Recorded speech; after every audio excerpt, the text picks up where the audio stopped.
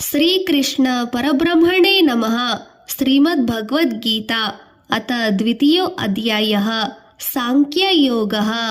स्वधर्मपि चावेक्ष्य न विकम्पितुमर्हसि धर्मार्युद्धि युधाचेर्योऽस्य न्यथा क्षत्रियस्य न विद्यते। ಅರ್ಜುನ, ನೀನು ಸುಕ್ಷತ್ರಿಯನು, ಯುದ್ಧ ಮಾಡುವುದು ನಿನ್ನ ಧರ್ಮವಾಗಿದೆ. ಕ್ಷತ್ರಿಯನು ಯುದ್ಧಕ್ಕೆ ಹೆದರಬಾರದು. ಯದೃಚ್ಛಾಯ ಚೋಪಪನ್ನಂ ಸ್ವರ್ಗದ್ವಾರಂ ಅಪಾರವೃತ್ತಂ ಸುಖೀನಃ ಕ್ಷತ್ರಿಯಃ ಪಾರ್ಥ ಲಂಭತೆ ಯುದ್ಧಮಿದೃಶ್ಯಂ. ಅರ್ಜುನ, ನಿನ್ನ ಪರಾಕ್ರಮದ ಪ್ರದರ್ಶನೆಗಾಗಿ ಈಗ ಈ ಯುದ್ಧವು ಬಂದಿದೆ. ಅದೃಷ್ಟವಂತರಿಗೆ ಮಾತ್ರ ಇಂಥ ಸದಾವಕಾಶ ಬರುತ್ತದೆ. ಇದು ಸ್ವರ್ಗಕ್ಕೆ ಸೇರಲು ತೆರೆದ ಬಾಗಿಲು. ಅತ ಚೇತ್ವಾ ಮಿಮಂ ಧರ್ಮ್ಯಂ ಸಂಗ್ರಾಮಂ ನ ಕರಿಷ್ಯಸಿ ತಥಾ ಸ್ವಧರ್ಮಂ ಕೀರ್ತಿಂ ಚ ಹಿತ್ವಾ ಪಾಪಮಾವಾಪ್ಯಸಿ. ಈ ಯುದ್ಧವು ಕ್ಷತ್ರಿಯನಾಗಿರುವುದರಿಂದ ನಿನಗೆ ಧರ್ಮಬದ್ಧವಾಗಿದೆ. ಇದನ್ನು ನೀನು ತಿರಸ್ಕರಿಸಿದರೆ ನಿನ್ನ ಧರ್ಮದಿಂದ ಓಡಿ ಹೋದವನಾಗಿ ಬಿಡುವೆ. ನಿನ್ನ ಕೀರ್ತಿಗೆ ಚ್ಯುತಿ ಬರುತ್ತದೆ, ಮೇಲಾಗಿ ಪಾಪಕರ್ಮವಾಗುವೆ. ಅಕೀರ್ತಿಂ ಚಾಪಿ ಭೂತಾನಿ ಕಥಯಿಷ್ಯಂತಿ ತೇವ್ಯಯಾಂ ಸಂಭಾವಿತ್ಯ ಚಾಕೀರ್ತಿ ಮರಣಾದರಿತಿ ಕ್ಷತಿ. ಸಮಸ್ತ ಜಗತ್ತಿನ ಜನರೆಲ್ಲರೂ ತಲತಲಾಂತರದವರೆಗೂ ನಿನ್ನ ಅಂಜಬುರುಕತನದ ಬಗ್ಗೆ ಅನೇಕ ರೀತಿಗಳಲ್ಲಿ ಕಥೆಗಳಂತೆ ಮಾಡಿ ಹೇಳಿಕೊಳ್ಳುತ್ತಾರೆ ಪಾರ್ಥ. ಪುರುಷನಿಗೆ ಅಪಕೀರ್ತಿಗಿಂತಲೂ ತುಚ್ಛವಾದ ಬೇರೊಂದಿಲ್ಲ. ಭಯಾದ್ರಣಾದು ಪರಂತಂ ಮತ್ಸ್ಯಂತೆ ತ್ವಾ ಮಹಾರಥಃ ಏಷ್ಯಾಂ ಚ ತ್ವಂ ಬಹುಮತೋ ತ್ವಾ ಭೂತ್ವಾ ಯಾಸ್ಯಸಿ ಲಾಘವಂ. ಸಮಸ್ತ ಭರತಖಂಡದ ಮಹಾರಥಿಗಳಲ್ಲಿ ನೀನು ಮಹಾಶ್ರೇಷ್ಠನೆಂದು ಎಲ್ಲರೂ ಇಲ್ಲಿಯವರೆಗೆ ನಿನ್ನನ್ನು ಹೊಗಳುತ್ತಿದ್ದಾರೆ. ಈಗ ನೀನು ಯುದ್ಧ ವಿಮುಖನಾಗುವುದೇ ನಿಜವಾದರೆ ನಿನಗಿರುವ ಕೀರ್ತಿ ಮಾಸಿ ಹೋಗುತ್ತದೆ. ನಿನ್ನನ್ನು ರಣಹೇಡಿ ಎಂದು ಭಾವಿಸುತ್ತಾರೆ. ಅವಾಚ್ಯವಾದ್ಯಂಚ ಬಹೂನವದಿಷ್ಯಂತಿ ತವಾಹಿತಾಃ ನಿಂದನ್ಸ್ತವ ಸಾಮರ್ಥ್ಯಂ ತಥೋ ದುಃಖತರಂ ನು ಕಿಂ. ನಿನ್ನ ಪ್ರತಿಸ್ಪರ್ಧಿಗಳಾದ ವೀರ ಯೋಧರೆಲ್ಲರೂ ಅವಹೇಳನೆ ಮಾಡುತ್ತಾರೆ. ಇದಕ್ಕಿಂತಲೂ ಅನರ್ಥವೇನಿದೆ ಅರ್ಜುನ? ಹತೋ ವಾ ಪ್ರಾಪಸ್ಯಸಿ ಸ್ವರ್ಗಂ ಜಿತ್ವಾ ವಾ ಭೋಗ್ಯಸಿ ಮಹಿಂ ತದ್ಮಾತುಷ್ಟಿ ಕೌಂತೇಯ ಯುದ್ಧಾಯ ಕೃತ ನಿಶ್ಚಯಃ. ಹೇ ಕೌಂತೇಯ, ಈ ಮಹಾಭಾರತ ಯುದ್ಧದಲ್ಲಿ ಮರಣಿಸಿದರೆ ವೀರ ಸ್ವರ್ಗವು ಲಭಿಸುತ್ತದೆ. ವಿಜಯವೇ ಸಿಕ್ಕರೆ ರಾಜ್ಯ ಭೋಗವೂ ಸಿಗುತ್ತದೆ. ಗೆದ್ದರೂ ಸೋತರೂ ಲಾಭವೇ ಆಗುತ್ತದೆಯಲ್ಲವೇ? ಸುಖ ದುಃಖೇ ಸಮೀಕೃತ್ವ ಲಾಭಾಲಾಭೋ ಜಯ ಜಯೋ ತಥೋ ಯುದ್ಧಾಯ ಯುಜ್ಯಸ್ವ ನೈವಂ ಪಾಪಮವಾಪ್ಯಸಿ. ಜಯಾಪಜಯಗಳನ್ನು, ಲಾಭ ನಷ್ಟಗಳನ್ನು, ಪಾಪ ಪುಣ್ಯಗಳನ್ನು ಸಮದೃಷ್ಟಿಯಿಂದ ನೋಡುತ್ತಾ ಯುದ್ಧಕ್ಕೆ ಸಿದ್ಧನಾಗು. ಪಾಪದ ಪ್ರಸಕ್ತಿ ಬೇಡ. ಏಷಾ ತೇ ಸಬಿಹಿತಾ ಸಾಂಖ್ಯೇ ಬುದ್ಧಿರ್ಯೋಗೇ ತಿಮಾಂ ಶೃಣು ಬುದ್ಧ್ಯಾ ಯುಕ್ತೋ ಯಯಾ ಪಾರ್ಥ ಕರ್ಮಬಂಧಂ ಪ್ರಹಾಸ್ಯಸಿ. ಹೇ ಪ್ರಿಯ ಪಾರ್ಥನೆ, ಈ ಸಮತತ್ವ ಬುದ್ಧಿಯನ್ನು ಇಲ್ಲಿಯವರೆಗೆ ಜ್ಞಾನ ಯೋಗ ದೃಷ್ಟಿಯಿಂದ ತಿಳಿದಿದ್ದೇನೆ. ಇದನ್ನೇ ಕರ್ಮಯೋಗ ದೃಷ್ಟಿಯಿಂದ ತಿಳಿಸುತ್ತೇನೆ, ಕೇಳು. ನೇಹಾಭಿಕ್ರಮ ನಾಶೋಸ್ತಿ ಪ್ರತ್ಯವಾಯೋ ನ ವಿದ್ಯತೆ ಸ್ವಲ್ಪಮಪ್ಯಸ್ಯ ಧರ್ಮಸ್ಯ ತ್ರಾಯತೆ ಮಹತೋ ಭಯಾತ್. ಈ ನಿಷ್ಕಾಮ ಕರ್ಮಯೋಗವನ್ನು ಪ್ರಾರಂಭಿಸುವುದರಿಂದ ಯಾವ ನಷ್ಟವಿಲ್ಲ, ಯಾವ ಹಾನಿಯೂ ಸಂಭವಿಸುವುದಿಲ್ಲ. ನಿಷ್ಕಾಮ ಕರ್ಮವನ್ನು, ನಿಷ್ಕಾಮ ಕರ್ಮ ಎಂದರೆ ಯಾವ ಆಸೆಯೂ ಇಲ್ಲದೆ ತಮ್ಮ ಕರ್ತವ್ಯವನ್ನು ನಿಷ್ಠೆಯಿಂದ ಮಾಡೋದು. ಸಾಧನೆ ಮಾಡಿದವರಿಗೆ ಜನನ ಜರ ಮರಣ ಭಯವಿರುವುದಿಲ್ಲ, ದುಃಖವು ಅವರ ಹತ್ತಿರವೂ ಬರುವುದಿಲ್ಲ. ವ್ಯವಸಾಯಾತ್ಮಿಕ ಬುದ್ಧಿ ಏಕೇಹ ಕುರು ನಂದನ ಬಹುಶಾಖ ಹನ್ಯನ ತಾಶ್ಚ ಬುದ್ಧಿಯೋ ವ್ಯವಸಾಯಿನಂ. ಈ ನಿಷ್ಕಾಮ ಕರ್ಮ ಮಾರ್ಗದಲ್ಲಿ ಇರುವವರು ಸ್ಥಿರ ಬುದ್ಧಿಯಿಂದ ಇರುತ್ತಾರೆ. ಸ್ಥಿರ ಬುದ್ಧಿ ಇಲ್ಲದವರು ಅನೇಕ ವಿಧವಾಗಿ ಹಾಳಾಗುತ್ತಾ ಹೋಗುತ್ತಾರೆ. ಯಾಮಿಮಾಂ ಪುಷ್ಪಿತಾಂ ವಾಚಂ ಪ್ರವದ್ಯಂತ್ಯ ವಿಪಶ್ಚಿತಃ ವೇದವಾತರಂತ ಪಾರ್ಥ ನಾನ್ಯಾದಸ್ಥಿತಿ ವಾದಿನಃ. ಅರ್ಜುನ, ವಿವೇಕಹೀನರಾದ ಜನರು ಅನೇಕರು ಪ್ರಾಪಂಚಿಕವಾದ ಸಾಂಸಾರಿಕ ಜೀವನದಲ್ಲಿಯೇ ಅನುರಕ್ತರಾಗಿ ಕರ್ಮ ಫಲಾಪೇಕ್ಷೆಯನ್ನು ಅಭಿಲಕ್ಷಿಸಿ ವೇದ ಕರ್ಮಗಳನ್ನು ಅನುಸರಿಸಿ ನಡೆಯುತ್ತಾರೆ. ಕಾಮಾತ್ಮಾನ್ ಸ್ವರ್ಗ ಪರಾಹ ಜನ್ಮ ಕರ್ಮ ಫಲಪ್ರದಾಂ ಕ್ರಿಯಾ ವಿಶೇಷ ಬಹುಲಾಂ ಭೋಗೈಶ್ವರ್ಯಂ ಗತಿಂ ಪ್ರತಿ. ವೇದ ಮಂತ್ರಗಳ ಬ್ಯಾಹಾರ್ಥಗಳನ್ನೇ ಯೋಚಿಸುತ್ತಾ ಅಂತರಾರ್ಥಗಳನ್ನು ತಿಳಿಯಲು ಇಷ್ಟಪಡದೆ ಸ್ವರ್ಗ ಫಲಾಪೇಕ್ಷೆಯಲ್ಲಿ ಭೌತಿಕ ಸಾಂಸಾರಿಕ ಸುಖಗಳಲ್ಲಿ ಮನಸ್ಸನ್ನು ಸ್ಥಿರ ಮಾಡಿರುತ್ತಾರೆ. ಅದೃಷ್ಟ ಫಲಗಳಿಗಾಗಿ ಅಂಗಲಾಚುತ್ತಾರೆ. ಭೋಗೈಶ್ವರ್ಯ ಪ್ರಸಕ್ತಾನಾಂ ತಯಾಪವೃತ್ತ ಚೇತಸಾಂ ವ್ಯವಸಾಯಾತ್ಮಿಕ ಬುದ್ಧಿ ಸಮದೌ ನ ವಿಧೀಯತೆ. ಕರ್ಮಕಾಂಡಗಳನ್ನು ಮಾತ್ರ ಬಲ್ಲ ಪಂಡಿತರು ಕ್ಷಣಿಕ ಭೋಗಭಾಗ್ಯಗಳನ್ನು ಶಾಶ್ವತವೆಂದು ನಂಬುತ್ತಾರೆ. ಸಕಾಮ ಕರ್ಮಗಳನ್ನು ಪ್ರೋತ್ಸಾಹಿಸುತ್ತಾರೆ. ಲಾಭಕ್ಕಾಗಿ ಪೂಜಿಸುವಂತವರು ಅಜ್ಞಾನಿಗಳು. ತ್ರೈಗುಣ್ಯ ವಿಷಯಾವೇದ ನಿಸತ್ರೈಗುಣ್ಯ ಭವಾರ್ಜುನ ನಿದ್ವಂದ್ರೋಧ್ವೋ ನಿತ್ಯಾಸತ್ವೋಸ್ತು ನಿರ್ಗಯೋಗಮಕ್ಷೇಮ ಆತ್ಮವಾನ್. ಸಮಸ್ತ ವೇದಗಳು ಸತ್ವ ರಜ ತಮೋಗುಣಗಳ ಕಾರ್ಯರೂಪಗಳಾದ ಸಮಸ್ತ ಭೋಗ ವಿಷಯಗಳ ಬಗೆಗೆ ಅವುಗಳನ್ನು ಪಡೆಯುವುದಕ್ಕೆ ಮಾಡಬೇಕಾದ ಸಾಧನೆಯ ಬಗೆಗೂ ಪ್ರತಿಪಾದಿಸುತ್ತದೆ.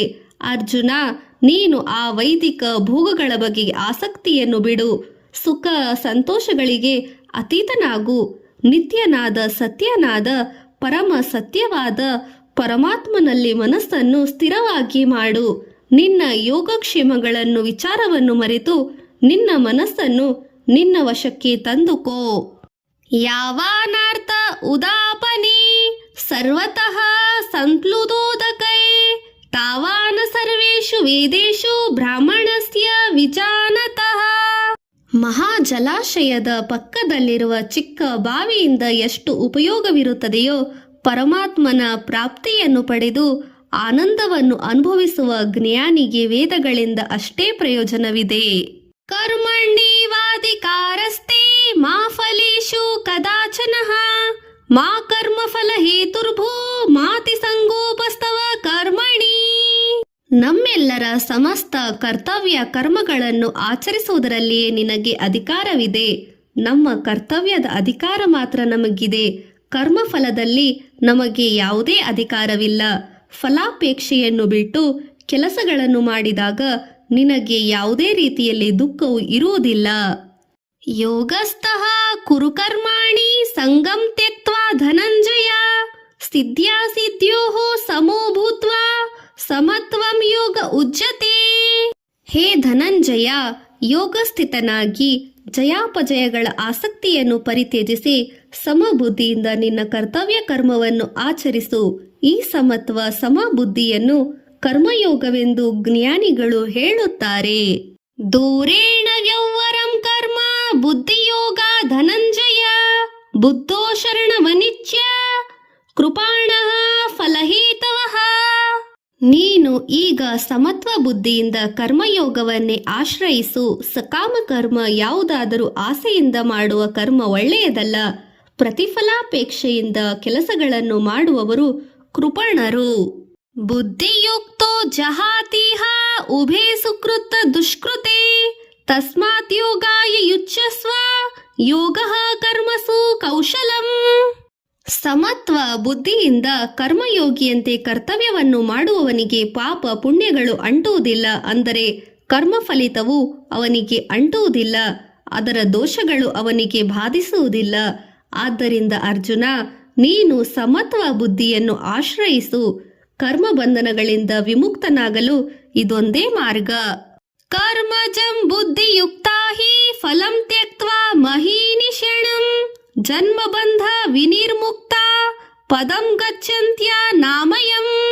ಸಮತ್ವ ಬುದ್ಧಿ ಇರುವ ಕರ್ಮಯೋಗಿಗಳು ಲಾಭ ನಷ್ಟ ಸುಖ ದುಃಖಗಳನ್ನು ತ್ಯಜಿಸಿ ಜನನ ಮರಣಗಳಿಂದ ಮುಕ್ತರಾಗುತ್ತಾರೆ.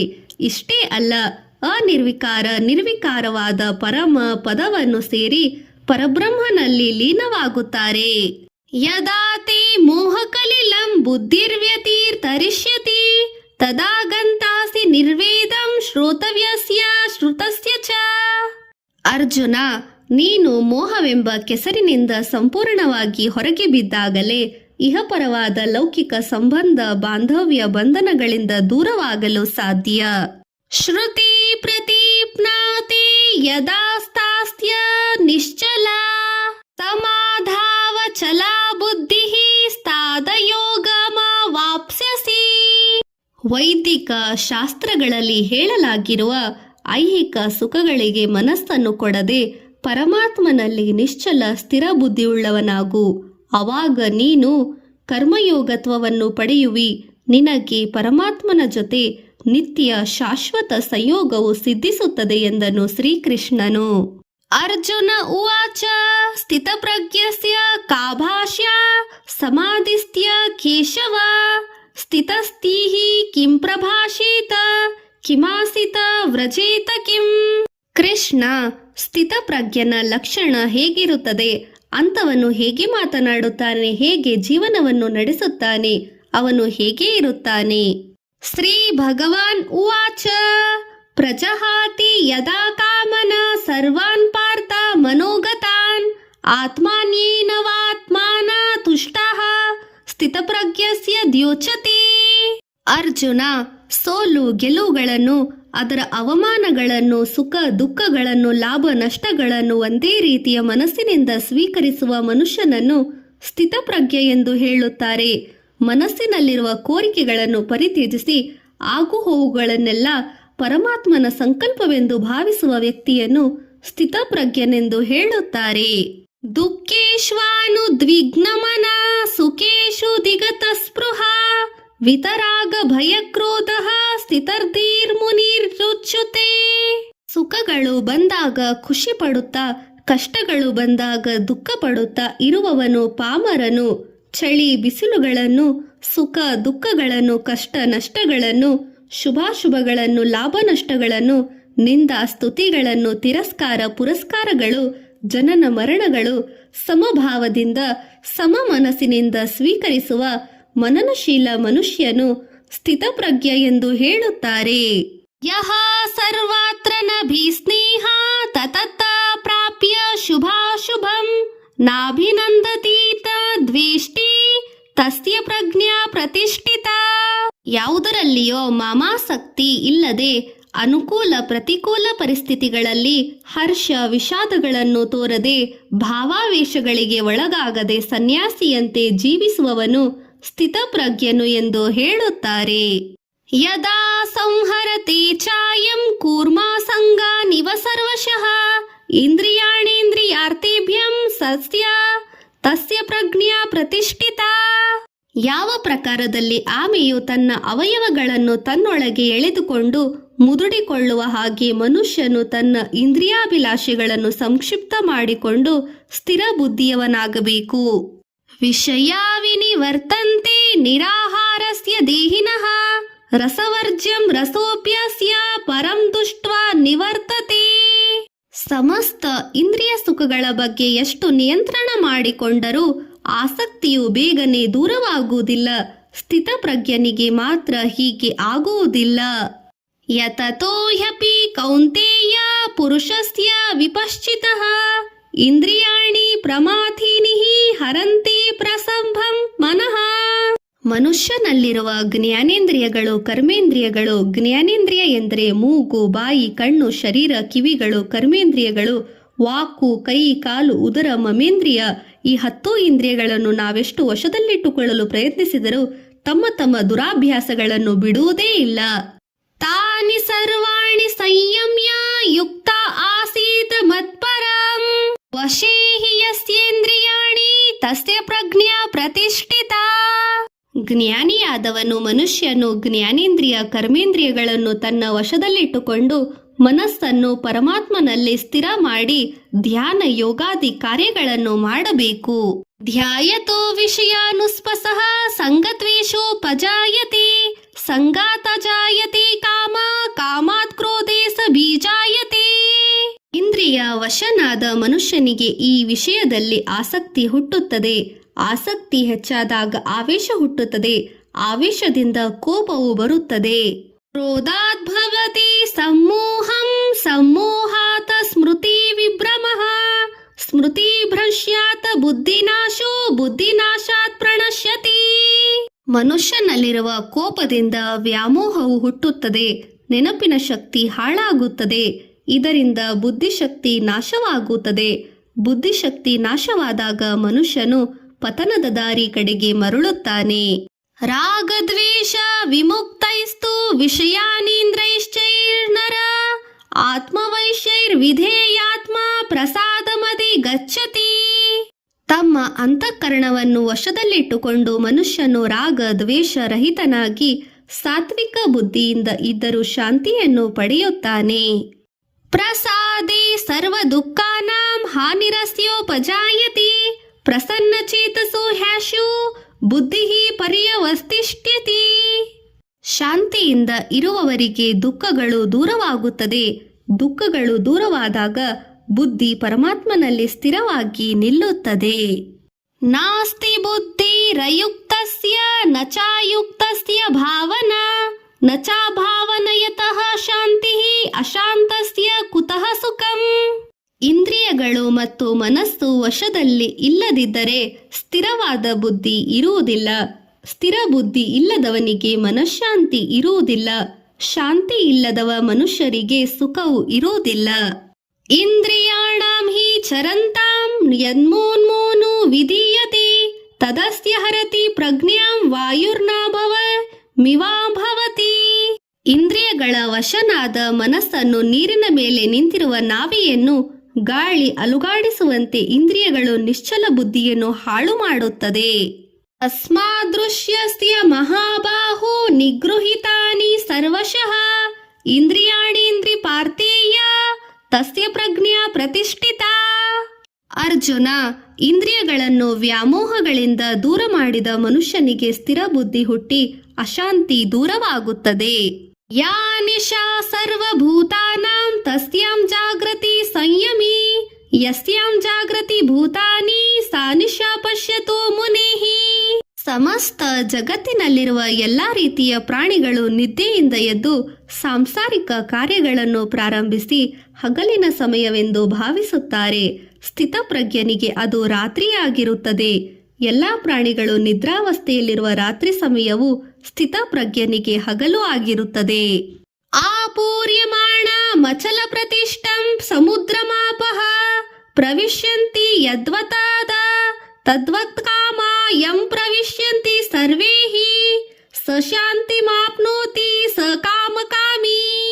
ಅನೇಕ ದಿಕ್ಕುಗಳಿಂದ ನದಿಗಳು ಒಂದೇ ಸಮುದ್ರದಲ್ಲಿ ವಿಲೀನವಾಗುವಂತೆ ಸಮಸ್ತ ಸುಖಗಳು ಸ್ಥಿತಪ್ರಜ್ಞನಲ್ಲಿ ಬಂದು ಸೇರುತ್ತವೆ. ಪ್ರಾಪಂಚಿಕ ಸುಖ ಭೋಗಗಳು ಆಸಕ್ತಿ ಇರುವವನು ಶಾಂತಿಯನ್ನು ಪಡೆಯಲಾರನು. ವಿಹಾಯ ಕಾಮನ್ಯಃ ಸರ್ವಾನ್ ಪುಮಾಂಶಹೃತಿ ನಿಷ್ಕೃಹಂ ನಿರ್ಮಮೌ ನಿರಹಾರಂ ನಿರಹಂಕಾರಃ ಸ ಶಾಂತಿಮಧಿಗಚ್ಚತಿ.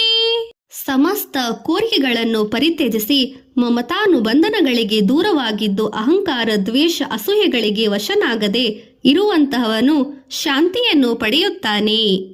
ಏಷ್ಯಾ ಬ್ರಾಹ್ಮಿ ಸ್ಥಿತಿ ಪಾರ್ಥ ನೈನಾಂ ಪ್ರಾಪ್ಯ ವಿಮುಹ್ಯತೆ ಸ್ಥಿತ್ವಾ ಸ್ಯಾಮಂತ ಕಾಲೇ ಸಪಿ ಬ್ರಹ್ಮ ನಿರ್ವಾಣ ಮೃಚ್ಯತಿ. ಅರ್ಜುನ, ನಿರ್ಮೋಹವೆಂಬ ನಿರಹಂಕಾರ ಜೀವನವೇ ಬ್ರಾಹ್ಮಿ ಸ್ಥಿತಿ ಎಂದು ಹೇಳುತ್ತಿದೆ. ಬ್ರಾಹ್ಮಿ ಸ್ಥಿತಿ ಎಂದರೆ ಬ್ರಹ್ಮ ಪ್ರಾಪ್ತಿಯ ಸ್ಥಿತಿ. ಈ ಸ್ಥಿತಿಯನ್ನು ಸೇರಿದವರು ಯೋಗಿಗಳಾಗುತ್ತಾರೆ. ಯೋಗಿಯಾದವನು ಇವರು ಯಾವುದಕ್ಕೂ ಮೋಹಿತರಾಗುವುದಿಲ್ಲ. ಜೀವನಾಂತ್ಯದಲ್ಲಿ ಬ್ರಹ್ಮ ನಿರ್ವಾಣವನ್ನು ಪಡೆಯುತ್ತಾರೆ. ಓಂ ತತ್ಸದಿತಿ ಶ್ರೀಮದ್ಭಗವದ್ಗೀತಾಸೋಪನಿಷತ್ತು ಬ್ರಹ್ಮವಿದ್ಯಾಯಾಂ ಯೋಗಶಾಸ್ತ್ರೇ ಶ್ರೀಕೃಷ್ಣಾರ್ಜುನ ಸಂವಾದೇ ಸಾಂಖ್ಯಯೋಗೋ ನಾಮ ದ್ವಿತೀಯೋऽಧ್ಯಾಯಃ. ಪ್ರತಿದಿನ ಪಾರಾಯಣ ಮಾಡಿದ ಫಲ ಆತ್ಮಜ್ಞಾನ ಪ್ರಾಪ್ತಿಯಾಗುತ್ತದೆ.